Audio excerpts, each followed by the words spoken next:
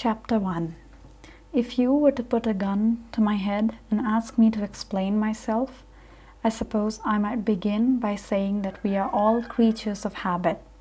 But then, you might wonder, what creature of habit is a slave to the habits of others? All I can say is that the habitual is what I love most, and am made for. That the best I can do is hang on, have faith, and hope what has lately blown through our unremarkable but well-ordered town will be forgotten, and all will be calm again. Right now I feel lucky to hear myself breathe. The air is dangerously thin. It seems to rush in my ears. And yet the scene is peaceful here in the half-lit, slumbering pre-dawn. A white coverlet glowing in the room, a discarded necklace of beads, a shelf of books, one face down, splayed on the bedside table, as though it is dead to the world. I cannot make out the title, but the sight of this book with its familiar cover image returns me to that day, not too long ago, when the wind changed and the sky blackened an ordinary life, startled by the sudden thunderclap of the unusual, reared, kicked over the lantern, and turned the barn into a raging inferno, whose leaping, thrilling flames could be seen from 100 miles away. It was a day that started as quietly as this one, another dawn, a dawn suffused with love. I'm not afraid to say, though if I pause to mention the girl at the heart of things, it is only to illustrate the contrast of events, how beauty and ugliness can live so surprisingly cheek by jowl, the one unseen by the other. How one moment you can be lying in the warm, tickling dark, awaiting the return of your special one, and the next contemplating horror, drama, and scandal. This is the route my memory instantly takes to capture that day, though the truth is I didn't hear the news until she had pedaled off into the crisp, bright morning and I had walked into my office. The rest of our leafy, prosperous community will recall it in their own way.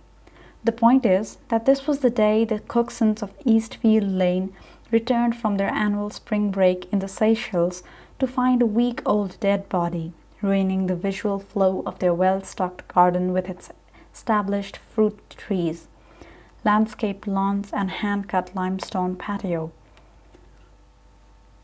Every estate agent has a client like the Cooksons, so don't judge me too harshly when I say I had to suppress a smile when my third-in-command, Zoe, her eyes wide with excitement and alarm, broke the news. We'd had the Cooksons' house, a handsome character property at the edge of the town, surrounded by fields and woods, and yet only a 10-minute walk from the tennis and cricket club, on our books for 18 months or more. In a falling market, my senior consultant Katya, an extremely efficient Lithuanian, had sold the place twice to buyers desperate to own it, but who had pulled out in acrimony and tears to take their depreciating financial packages elsewhere. Reduced to an emotional frazzle by the Cooksons' failure over weeks and months to find a new ideal home for themselves, by their refusal to consider going into temporary rented accommodation to rescue these deals, and not least by their general destructive haggling over trifles. I'd lost count of the properties the Cooksons themselves had walked away from at the 11th hour, upscale dwellings that ticked every box on an evolving wish list, that had taken the three of us out to look at converted windmills and maltings, a superior Georgian townhouse on the square, a riverside apartment with long views and finished in oak and granite, a wool merchant's cottage with sizable vegetable garden out towards Wood-Estringham, the paths of the couple's individual whims, hers at any moment, for a cycle of use, his for an authentic chef's kitchen with wine cellar, rarely crossed. If one light went on, another went off. You saw them bickering quietly in their car. Once I heard Mrs. Cookson refer to me as that fucking creep, Heming, which seemed a little severe, though in the circumstances I was lurking in a recess on the landing directly below them as they stood disagreeing about the aesthetic merits of porthole-style windows. I suppose she was right. "Do you think the Cooksons actually want to move house?" Katya said frequently. They probably do now, I thought. But who could tell? They'd been in the place 16 years. Their children had flown. He was a dentist. She owned 4 pharmacies. Now in their mid-40s and better off than ever, they seemed to me stranded between possible bad choices. Not just between grandstanding and downsizing, but between staying in this marriage for the rest of their lives or breaking free of it. In their terse exchanges about decor or room size, you saw a larger sense of purpose draining away. They were looking for something, but a new home together wasn't it. Rather, they seemed engaged in a passive war of attrition, with house hunting as their chosen weapon. I didn't like the Cooksons one bit, but they did fascinate me. The last time I had seen them, or in fact failed to see them, was some months before their trip to the sun. I had arranged to show them a new architect-built concrete jewel of a place with a gym and pool. I arrived a little early, checked the rooms, the automatic blinds and lighting. I ran through the blurb Katya had put together. Then I waited, pacing the rooms, pacing the drive. After 20 minutes, I called Mr. Cookson. He was playing golf. "Are you sure it was today?" he said. I told him that yes, today was the day, and paused to allow him to apologize. He didn't. "To tell you the truth, I think my wife may have lost interest," he said. Normally, I wouldn't have minded too much being stood up. In other circumstances, I would have used the time to snoop around the house while the vendors were out. But here there were no vendors, or at least none with real lives to look into. Just the usual developers in the habit of dressing their high-spec rooms in modish finery, a leather and a chrome Corbusier chaise, a shag-piled rug, deluxe drapery and linens. Nothing to suggest living, breathing occupancy or personal taste. No stamp of a human form shaping its nest. I locked up and walked. The wind was cold, but it was dry. When time and weather permit, I walk from our office, and Hemings is bang in the middle of the town map, on the north side of the old square. There's nowhere you can't get to on foot within half an hour. And what better way to sharpen the focus of everyday blur into readable information? My habit is to take arbitrary diversions. I move like a window shopper.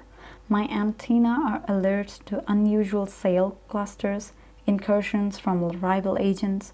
I take the trouble to read the fluttering notices pinned to fences and telegraph poles, warning of private building projects or public works. I note what scaffolding is going up, contractors' vehicles, the contents of skips. The smell of fresh paint puts a spring in my step. I can spot the red dot of a newly installed alarm from a good distance. Occasionally, I make use of my opera glasses. But as I make my rounds, I ask myself, who fits where? In 17 years in the business, I have sold properties on every street in the town, very often more than once. I might forget a face, but I have to tell you, I never forget a house. So as I approached town, cutting down Boselle Avenue, broad and well-to-do, its pavements blown with leaves and horse chestnut flowers at this time of year, it was only natural that my eye would register a figure, some 50 yards ahead, emerging from number 4. One of a pair of 30 suburban villas set back from the road. I had handled both these houses in years past. Number 4 had been extended by way of an office study cum box room over the garage.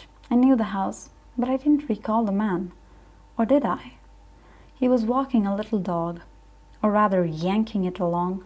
Even at a distance I sensed his impatience.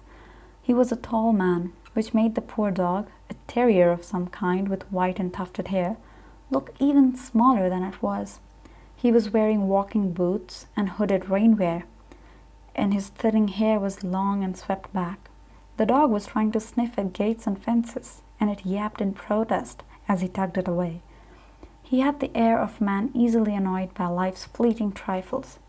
As if compelled by the stiff wind, I found myself following him and the dog across the main road, down the hill at the crossroads, then just past the archway and courtyard that my own modest flat overlooked, in a low-rise, honey-bricked development. And it was here, ahead of the entrance to the green sparkling common on the right, that he stopped to let the dog defecate in the middle of the path. The middle of the path! He barely gave me a glance as I approached. The dog crouched, watchful in mid-strain, then shook its bearded jowls and yawned. I expected the man to produce a bag to scoop up the mess, but he simply waited for the dog to finish, then pulled on the leash and started to walk on. "Hello," I heard myself call out to him. "Excuse me." The man, perhaps he was familiar, turned with a vexed look that seemed to call for the counterbalance of a civic smile and a jocular observation. "Sorry," I said, "but I think your dog dropped something." We both looked at the turd I was pointing at, a neat steaming coil that struck me as unusually large for a small dog. And then he stared at me. "Well, what do you want to do about it?"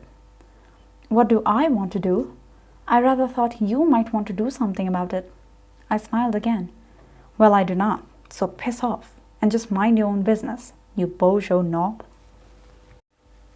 He stared at me, lips apart, for a second more, then yanked the leash and turned on to the path for the common and park. I stood and watched, the dog once more protesting as they crossed the grass and headed down the steps and along the riverside path. He didn't look back. Bourgeois knob? I've always thought of myself rather as a concerned citizen, a model citizen. There was a thin piece of card to be found in a nearby refuse bin. I eased it beneath the pyramid of cooling sludge and transferred it into a discarded fast food carton. This I carried back up the hill to the courtyard where my car was parked outside my flat. Okay, I reasoned, this maniac had humiliated me, but so what? You could either burn with fury or you could do the right thing. I put the carton in the passenger side footwell of my car, then nipped up to my flat to consult the files I keep there. It didn't take long. I'm very organized. It turned out we had sold the house to a Judith Bridgens in 2007. Perhaps she had resold to this rude oaf. I called the landline number I had on record. There was no answer. I drove up there and parked some way along Boselle Avenue, then strolled back down to number 4 with an armful of sales literature covering the carton. In the garden behind the high, overgrown privet, only a passerby glancing over the gate would be likely to see me, and even then, only for a second or two, I rang the bell and called the landline again. I heard the phone ringing inside. No one answered. I produced the key now from my waistcoat pocket, unlocked the door, waited, and then stepped over the threshold. Oh yes, I always enjoy the first moment of an empty house before the spell of its silence and stillness is broken by my own breathing and movement. I found my way to the kitchen and contemplated the clean oatmeal tiled floor. Would it do the job? Not quite. Perhaps the sitting room. I pushed open the door onto an airy space with tasteful dining area. French windows overlooked a patio and an uncut lawn, and flower borders bedraggled by the weather and neglect. The owner was no gardener. He did, however, have an eye for attractive modern soft furnishings, not least a handsome, chunky white, you might even say gorgeous, hearth rug. There we are, I thought. I slid the turd, still improbably intact, like a novelty plastic one, into the rug's luxurious center, pausing for a moment to appreciate its caramel perfection, its pleasing vile aroma, freed now to explore this forbidden interior rising to my nostrils. The dog would almost certainly sniff it out to the moment it returned with its owner. "Woof woof, master, look at this." I made my retreat, not because of the disappointments of the morning. I would have liked to embark on a full tour of the house while I was there. Mostly I would have loved to remain in hiding and see the shock and bafflement on the man's face when he returned. But I did have a business to run. I exited carefully, leaving a leaflet stuck in the letterbox. The wind had dropped, and with some satisfaction I retraced my steps up Boselle, posting leaflets also at the houses on the way back to the car, then drove back to my flat where I popped the key safely away. Sweet success. But I hear you ask, with some skepticism, of all the many splendid houses you've sold in your 17 years in the business, you just happen to have the key to that particular one? To which I would answer, of course not. I have the keys to them all.